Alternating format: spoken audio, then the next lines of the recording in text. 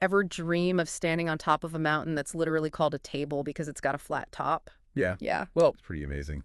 Today, we're taking you on like a virtual hike Nice. up Table Mountain in South Africa. Cool. We're going to be looking at excerpts from a travel newsletter called Love to Visit South Africa to kind of pull out some fascinating insights and tips for if you ever want to travel there. Yeah, it's it's more than just a travelogue, though. Right. I mean, this mountain is a UNESCO World Heritage Site Oh, yeah. and one of the new seven wonders of nature. Okay, so full disclosure, I knew it was one of the seven wonders, but I'm a little embarrassed to admit I never really thought about why. Well, it's not just about its unique flat top. I Yeah. mean, Table Mountain is known for its incredible biodiversity. Yeah. Like, there are over 2,200 plant species found there, Wow. more than the entire United Kingdom. That's incredible. So it's like a botanical treasure chest perched right above Cape Town. Exactly. And the newsletter mentions a cable car that takes you straight to the top. Oh, wow. Can you imagine the views as you ascend? Oh, I am so there.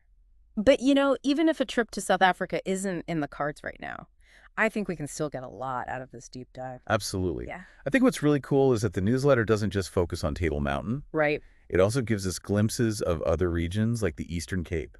Yeah, that caught my eye too. They describe it as a mix of mountains, coastline, and historical sites. But what makes it stand out from other regions with like similar landscapes? Well, the Eastern Cape is actually home to some of the oldest archaeological evidence of humans in the world. Really? We're talking hundreds of thousands of years old. Whoa, so we're talking about walking in the footsteps of early humans. That's pretty amazing. And didn't they mention something about a suspension bridge? Yes, the Tsitsikamma National Park, with its dramatic gorges and indigenous forests. Apparently, there's a suspension bridge there that stretches across a deep ravine. Okay, I'm officially adding that to my bucket list. Just picturing it gives me chills. Hmm. But back to practical matters, what kind of travel tips did the newsletter have? Well, they emphasize the importance of booking in advance, Yeah. especially if you're traveling during peak season. It seems like South Africa is a popular destination, so Yeah. it's best to be prepared. Makes sense. You don't want to miss out on those cable car rides or suspension bridge walks because you didn't plan ahead. Speaking of planning ahead, this newsletter also has a bunch of around the web recommendations. Wine lovers, get ready. Oh, yes, the Robertson Valley. Yes. It's known for being on the world's longest wine road. Really? Imagine that, miles and miles of vineyards, Wow. each with its own story to tell. The newsletter highlighted Ashton Winery. Have you ever heard of it? I haven't, but they claim to be one of the oldest wineries in the region. It sounds like a great place to sample some local wines and learn about the history of winemaking in South Africa.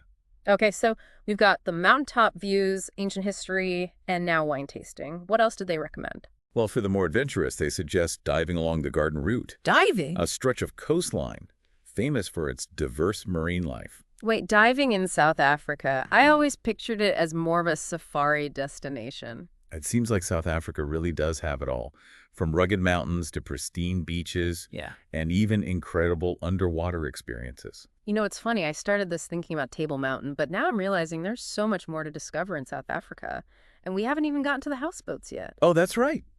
The newsletter mentioned that you can actually stay on houseboats in some parts of the country. Imagine waking up to the sunrise over a tranquil lake or river. That sounds incredibly peaceful. It's a totally different vibe from climbing Table Mountain, but just as alluring. It really highlights the diversity of experiences you can have in South Africa. Okay, I have to know. Did they mention any specific houseboat companies or locations? Because this is going straight to my must-do list. They didn't get into specifics on that, but they did highlight another unique experience that might interest you. The Franschhoek Valley Wine Train. Why the wine train? Tell me more. So it's a vintage train Oh, cool. that winds its way through stunning vineyards. Wow. And they stop at different wineries along the way. That's so cool. So you get like the scenic journey, you get the wine tasting, and you get gourmet food all in one. Oh my gosh. Sign me up. I'm getting serious wanderlust just listening to this. Yeah. But I have to ask, we're getting pretty deep into these travel recommendations. Did they tie it back to Table Mountain at all? Subtly, but yes. Okay. The newsletter actually includes a top 10 places to visit in South Africa list. Okay. And guess what's at the top? Table Mountain, I presume? You got it. Okay. It's like they're saying, hey, we've taken on this whirlwind tour of South Africa, but don't forget the main attraction. Yeah.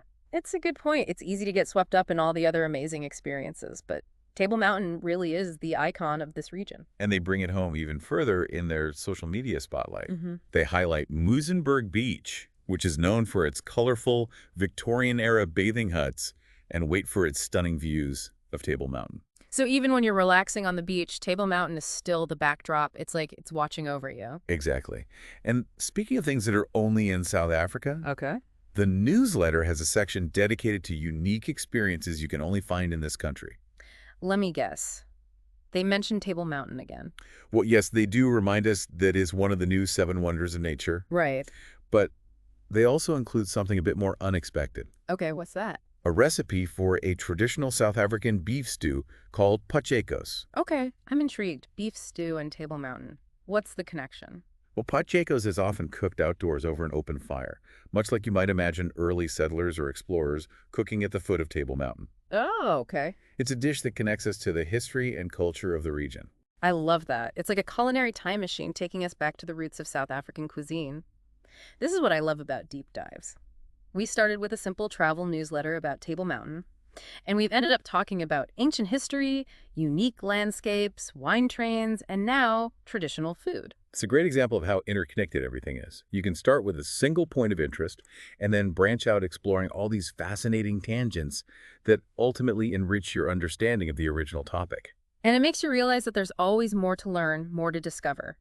I'm already thinking about all the questions I have now about South Africa, its culture, and its people. That's the beauty of exploration. It's not Let me just about s- finding answers, it's about sparking new questions and igniting a desire to learn more. So, to our listener out there, what's resonating with you the most? Is it the breathtaking views from atop Table Mountain, the thrill of walking across that suspension bridge, or maybe it's the idea of sipping wine on a vintage train or savoring a hearty pot shakos under the African sky? Whatever it is, I hope this deep dive has shown you that there's so much more to Table Mountain than just its iconic flat top. It really is about the whole experience, isn't it? Yeah. The journey to the top, the surrounding landscapes, the culture and history that shape the region, and even the food that connects us to the people who have called this place home for centuries. And what's great is that you don't have to be a seasoned traveler or a hiking enthusiast to appreciate all of this. You can experience the wonder of Table Mountain in South Africa from anywhere in the world. That's true. Even if you're just browsing through a travel newsletter or doing some online research, you can still get a sense of the magic that this place holds. Speaking of which, did any particular image or detail from the newsletter really stick with you? For me, it was that image of Muizenberg Beach with Table Mountain looming in the background. It just captures that sense of place so perfectly.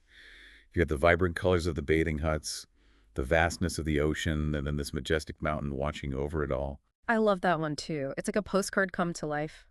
For me, it's a tie between the cable car ride and that suspension bridge in Tsitsikamma National Park. Mm. I'm a bit of an adrenaline junkie, so those experiences really speak to me. And that's the beauty of South Africa. There's something for everyone. Whether you're seeking adventure relaxation, cultural immersion, or just a chance to connect with nature, you're sure to find it there. So, dear listener, we leave you with this thought.